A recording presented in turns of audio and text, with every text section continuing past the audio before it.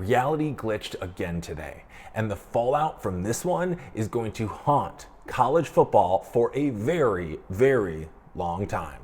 Welcome to Why It's Trending Daily. I'm Hank, and this is where I break down the stories that everyone is suddenly Googling, and I explain to you why they matter.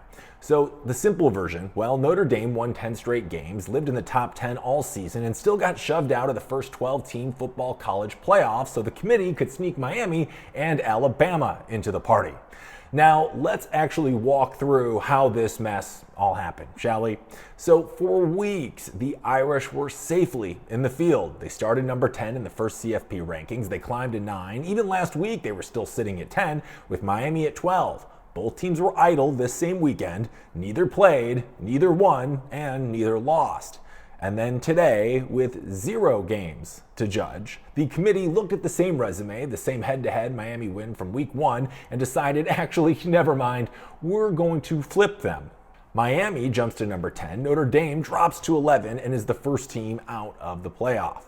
But it somehow gets even worse. If you go a little further up the board, you see Alabama parked at number 9, fresh off getting suffocated 28-7 by Georgia in the SEC title game. The Tide's offense looked cooked. They never sniffed a comeback, and the committee's response was, yeah, it seems fine. Let's just keep them exactly where they are.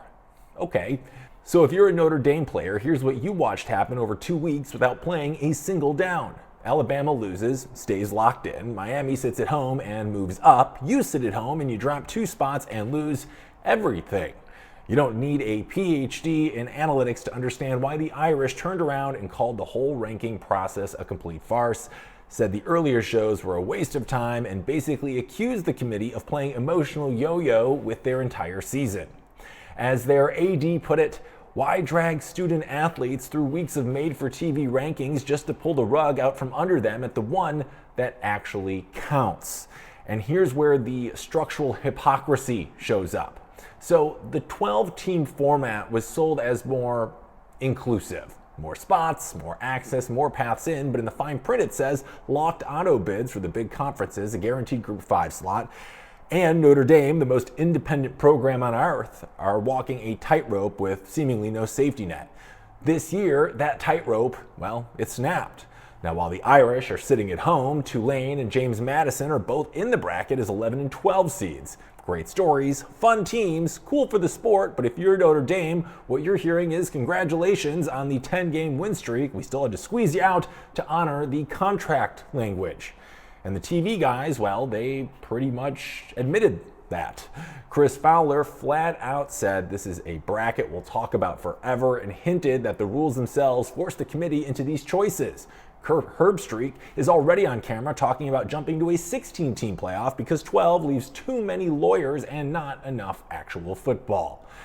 Translation, even the people cashing the biggest checks know the system is still built on politics. Meanwhile, at the very top of the bracket, the story makes somehow even less sense.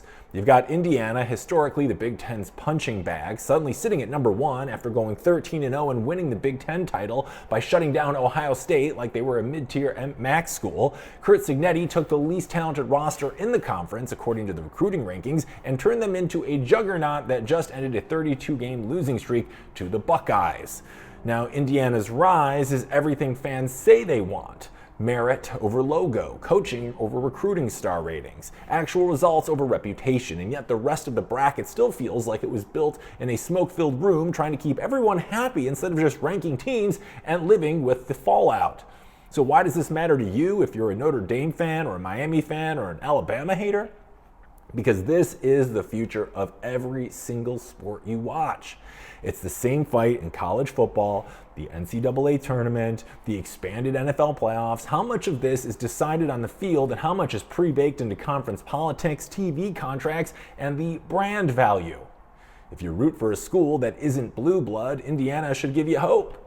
You can build something real and crash the party. If you root for a brand name like Notre Dame, this week just proved you can still get tossed in the trash if the rules don't protect you. And if you're just here for chaos, congratulations, this bracket is actual gasoline. America's just doing improv with no suggestions, and the playoff committee is yes-anding itself into another format change. So here's the bottom line here, okay? Notre Dame isn't just mad they got left out. They're making a bigger accusation that the process itself is theater right up until the moment that it isn't. And by then, it's too late for the players who did everything right. Miami gets rewarded, Alabama gets forgiven, the group of 5 gets token seats, and Notre Dame becomes the sacrificial lamb so that the format can check every political box. And yes, the chaos is definitely not slowing down. The next episode is going to be the fight over 16 teams, and that one is going to get even louder.